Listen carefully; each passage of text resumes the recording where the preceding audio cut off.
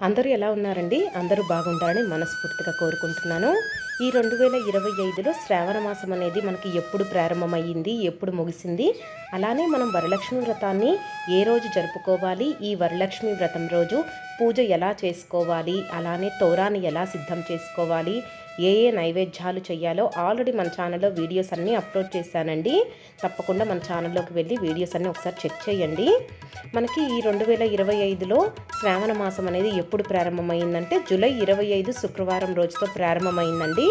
అలానే ఆగస్టు 23 శనివారం రోజుతో మనకి శ్రావణ మాసం అనేది ముగుస్తుంది. అలానే వరలక్ష్మి వ్రతం ఎప్పుడు వచ్చిందంటే శ్రావణ మాసంలో వచ్చే 3వ శుక్రవారం రోజు ప్రతి మహిళ కూడా చక్కగా వరలక్ష్మి వ్రతాన్ని ఆచరించి ఆ తల్లి ఆశీస్సులతో దీర్ఘ సుమంగళి ప్రాప్తి కోసం చక్కగా పూజ అనేది చేసుకుంటూ ఉంటారండి.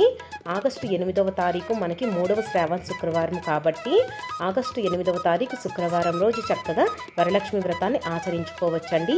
ఈ వరలక్ష్మి వ్రతాన్ని తప్పకుండా ప్రతి మహిళ కూడా భక్తి శ్రద్ధలతో పూజిస్తే తప్పకుండా వరలక్ష్మి అమ్మవారి కరుణా కటాక్షాలు అనేది మనకి లభిస్తాయండి. ఈ వరలక్ష్మి వ్రతం రోజు ప్రతి ఒక్కళ్ళు కూడా చక్కగా ఇంట్లో పూజాది కార్యక్రమాలన్నీ నిర్వహించుకోవాలి. ఈ విధంగా మనం ఇంట్లో చక్కగా పూజ చేసుకోవటం వల్ల వరాలని అందించే తల్లి యొక్క ఆశీస్సులు అనేది మనకి తప్పకుండా లభిస్తాయండి.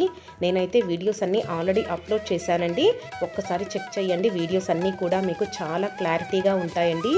ఈ పూజ వచ్చేసరికి లాస్ట్ ఇయర్ నేను చేశానండి. ఈ విధంగా మీరు కూడా చక్కగా ఈ 2025లో వరలక్ష్మి అమ్మవారిని చక్కగా అలంకరించుకోండి. ఈ వరలక్ష్మి అమ్మవారి అలంకరణ ఎలా చేయాలి? చీరతో అయితే చాలా రకాలుగా మనము అమ్మవారిని అందంగా అలంకరించుకోవచ్చండి. వాటన్నిటికి సంబంధించిన వీడియోస్ అన్నీ అప్లోడ్ చేశాను. అలానే ఈ శ్రావణ మాసం మొత్తం కూడా లక్ష్మీదేవికి ఎంతో ఇష్టమైన మట్టి గాజుల మాల అనేది చక్కగా ఈ విధంగా కూర్చుకొని అమ్మవారికి చక్కగా వేయండి. ఆ తల్లి ఆశీస్సులు అనేది మనకి తప్పకుండా లభిస్తాయండి. చూశారు కదండి గాజుల మాల అనేది ఎంత చక్కగా ఉందో. అలానే ఈ శ్రావణ మాసంలో చేయవలసిన పనులు ఏమిటి, చెయ్యకూడని పనులు ఏమిటో ఆల్రెడీ వీడియోస్ అన్నీ అప్లోడ్ చేశానండి. తప్పకుండా మన ఛానల్ని చెక్ చేసి వీడియోస్ అన్నీ కూడా మీరు చాలా ఇన్ఫర్మేటివ్గా ఉంటాయండి. మిస్ అవ్వద్దండి. వీడియోస్ అన్నీ ఒక్కసారి చెక్ చేయండి. మీకు శ్రావణ మాసం గురించి చాలా క్లారిటీ ఇన్ఫర్మేషన్ అనేది ఉండిద్దండి. మీకు కనుక కొత్తగా పెళ్ళైతే ప్రతి చిన్న విషయం కూడా నేను వీడియోస్లో అప్లోడ్ చేశానండి. కొత్తగా పెళ్ళైన వాళ్ళకి నా వీడియోస్ అనేది చాలా యూస్ఫుల్గా ఉంటాయి. ఈ వీడియో కనుక మీకు నచ్చితే మాత్రం మన ఛానల్ని తప్పకుండా సబ్స్క్రైబ్ చేసుకోండి. వీడియో నచ్చితే మాత్రం లైక్ చేయడం మర్చిపోవద్దండి. Thank you for watching this video.